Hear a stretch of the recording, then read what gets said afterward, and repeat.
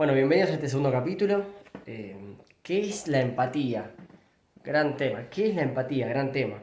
Que se habla mucho en estos últimos tiempos y no sé cuánto sabemos o cuánto lo aplicamos. A ver, así que vamos a tratar de debatirlo un poco y yo darle mi postura. A ver, según el diccionario, tengo acá la definición, es la participación afectiva de una persona en una realidad ajena a ella, generalmente en los sentimientos de otra persona. Esto es muy teórico, es demasiado abstracto para lo que realmente es la empatía. Yo te voy a decir lo que es para mí, cómo lo vivo yo y cómo lo entendí yo en este último tiempo. A ver, por un lado es entender que a la otra persona no le afectan las mismas cosas igual que a vos, tanto positiva como negativamente. Por ejemplo, positivamente es aprobar una materia en la facultad.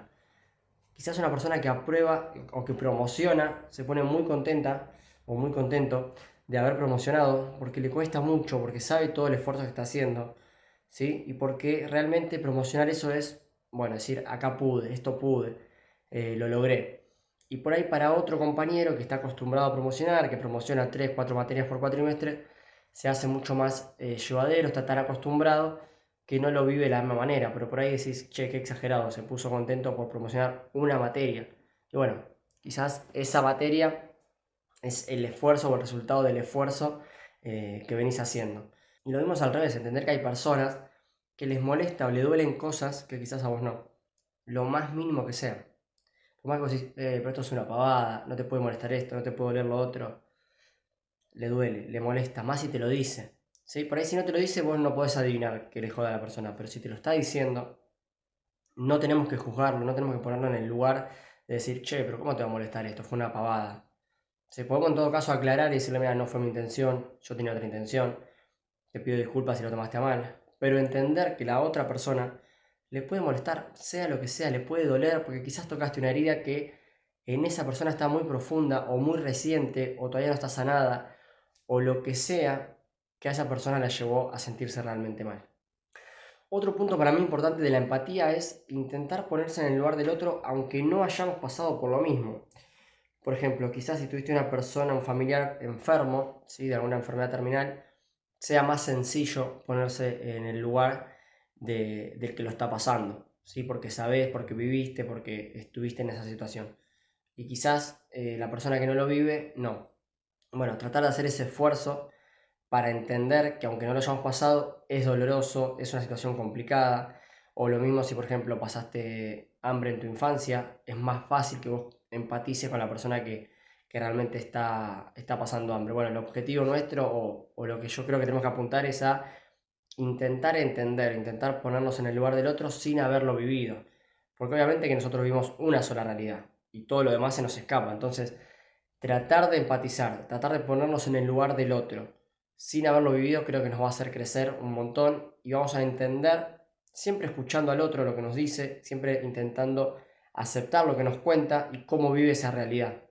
Porque hay muchas veces que tenemos privilegios y no nos damos cuenta. Entonces no podemos pasar, no llegamos a pasar por esa situación que pasa el otro. No sé, por ejemplo, te cuento una situación muy personal, un privilegio, no hace falta ser millonario para ser privilegiado. Yo tuve el privilegio de una escuela privada, ¿sí? Acá en Buenos Aires, en zona oeste, en Morón. Con lo que cuesta pagar una escuela privada, a mis papás les costaba muchísimo, ¿sí? Mi viejo laburaba 16, 18 horas para pagar mi colegio. Cuando fui a una universidad y pasé a la universidad pública, había mucha diferencia de un montón de cosas, ¿sí? Entre ellas, perdón, por ejemplo, no sé, había compañeros con error de ortografía, que es bastante normal, o sea, es una cosa bastante común. Yo en mi caso no tenía, porque era una persona que me gustaba leer mucho y porque, a ver, tuve una educación bastante exigente en lo que es ese colegio, entonces me favoreció en eso. Pero yo al principio me enojaba porque mis compañeros tenían errores de ortografía. Después cuando fui creciendo dije, pero pará, ¿qué me pasa? ¿Cómo me voy a enojar yo porque un compañero tiene error de ortografía, que ni siquiera es algo que hace a propósito, que ni siquiera sabemos la educación que tuvo, que ni siquiera sabemos si tuvo las mismas posibilidades que yo de ir a un colegio privado, que quizás fue a un colegio público en donde los maestros muchas veces no van, en donde la enseñanza, el nivel en este país es bastante bajo, en donde también es una situación de que por ahí no tenía tiempo para leer, o por ahí tenía que salir a trabajar. para ayudar en la casa, cosa que yo nunca tuve que hacer. Nunca tuve que trabajar para ayudar en mi casa. Sí, empecé a trabajar cuando terminé el colegio. Pero nunca tuve que dar una mano, gracias a Dios, porque mi papá y mi mamá laburaban los dos y alcanzaba. Entonces, también entender eso, es decir, cómo yo me voy a enojar porque una persona, si no tuvo los mismos privilegios que yo, no tuvo los mismos recursos que yo. Obviamente eso me lo dio la edad, ¿no? Esa madurez me la dio la edad. Yo cuando no sé, arrancaba, con 18, 19 años, no me daba cuenta de eso.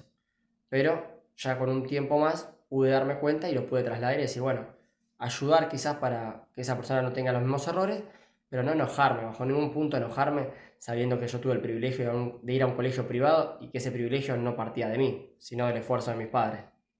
A ver, la empatía tampoco es ponerse mal porque yo tengo y el otro no, porque tampoco es nuestra culpa, ¿sí? Pero sí entender que el otro puede reaccionar porque nosotros tenemos y ellos no. Puede ser una reacción negativa. Eso sí lo podemos llegar a entender. Esa persona quizás no tuvo la posibilidad de tener madre ni padre, o uno de los dos, no tuvo la posibilidad de ser escuchado, no tuvo la posibilidad de recibir quizás atención psicológica, que parece algo tan simple, pero que te ayuda un montón. La psicología te da un montón de herramientas. Hay gente que no lo puede pagar, ¿sí? Que no puede costear lo que sale una sesión de terapia por semana. Por eso es normal que esa persona reaccione de cierta manera. No creo que te quiera lastimar a propósito, sino que reacciona desde ese deseo, desde esa carencia para poder, que no tuvo, de esas cosas que no tuvo y que vos sí tenés. Más voy a contar una situación muy personal. A ver, mi mayor dolor es haber perdido a mi madre, ¿sí? Ese fue un dolor que aún todavía lo estoy transitando. Y la gente a mi alrededor estuvo durante las primeras semanas quizás, pero después pasa, después esa gente sigue con su vida y es lo normal. Pero esa gente sigue con su vida, sigue con sus problemas, con sus cosas, y uno obviamente sigue con transitando ese dolor. Y a lo que voy es que quizás como todo sigue normal, vos pensás, bueno, él ya está bien y no tomás en cuenta que por ahí yo actúo desde todavía ese dolor, desde esa carencia, de extrañar, de ese sentimiento de no tener a mi mamá conmigo. Entonces, nada, ponerse a pensar por ahí si la situación, no hablando de mí, sino del otro, decir, che, esta persona por ahí está pasando una situación, perdió a un familiar cercano, perdió a un hermano, perdió a un hijo, perdió a un padre, está pasando una situación mala, puede ser que actúe desde ahí, puede ser que haga esto desde ahí y no enojarse. Yo, por ejemplo, me recluí mucho, no salía o estaba con ganas de por ahí estar en mi casa. eh, y no sé si alguno lo habrán pensado o no, pero como que, que estaba más aburrido o que no tenía ganas de salir. Quizás entender que todavía está pasando un duelo, está transitando ese duelo y bueno, acompañarlo de ese lado. Obviamente no voy a justificar ningún tipo de maltrato de parte de la persona que haya perdido un familiar, eso no tiene nada que ver. El duelo y el dolor que uno siente lo tiene que transitar de la mejor manera posible, como pueda, con las herramientas que tenga. Eso no te autoriza a maltratar a ninguna persona, ni a decir, ni a tratar de insultar o menospreciar una amistad o a un familiar, eso de ninguna manera. Pero sí por ahí me invitaban a tomar mate o me invitaban a tomar algo, como decir, che, estaría bueno despejarte, que salgas un poco. Y yo sinceramente no lo sentía así, por ahí era el momento que sentía que tenía que estar en mi casa, que tenía que estar tranquilo, que tenía que estar quizás con mis hermanos, no sé, lo sentía de esa manera y lo vivía así. Pero no era algo personal con mis amistades que no quería verlos, sino que era más sentir lo propio, lo sentía así, que en ese momento tenía que transitar ese momento, ese duelo, ese dolor de esa manera, y así decidía. Y creo que está bueno aceptarlo también al otro. Otro error muy común es creer que el otro está bien. O sea, que siempre el otro está bien desde... el otro está bien, siempre sano y mentalmente. Ese es otro error muy común. Yo creo que debería ser al revés el proceso. Deberíamos asumir que el otro está roto, que el otro está triste, que el otro está pasando por algo. Porque tenemos un millón de traumas, miles de traumas de nuestra infancia, un montón de cosas que nos van pasando. Un montón de guerras internas, de laburo, del estudio que no nos gusta, de la plata que no nos alcanza, de un montón de problemas diarios que tenemos que nos hacen actuar en consecuencia de. Entonces, pensar que el otro siempre está bien me parece que es el error primordial. Al contrario, creo que para empatizar tenemos que pensar que el otro seguro está pasando por algo. O sea, que seguro está teniendo algún problema, seguro está teniendo algún inconveniente, porque además nos criaron para eso, para hacer foco en los problemas y no tanto en la solución. Obviamente el que tiene más herramientas logra salir de ahí y dice, bueno, yo me enfoco en la solución, estoy proyectando, estoy creciendo, pero son la menos cantidad posible. La mayor cantidad de gente siempre da vuelta sobre el problema, ¿sí? Y sobre lo que nos está pasando en ese momento. que no sabe, o sí, bueno, que me pida ayuda, que me avise. Bueno, hay gente que no es tan fácil pedir ayuda, hay gente que le da vergüenza, hay gente que no sabe cómo, hay muchas herramientas de comunicación que no tuvimos, que no tenemos. Y por último, para cerrar, entender que las personas no nos hacen nada a propósito. Recomendación aparte, leer el libro de los cuatro acuerdos, es súper corto, creo que tiene menos de 100 páginas si no me equivoco.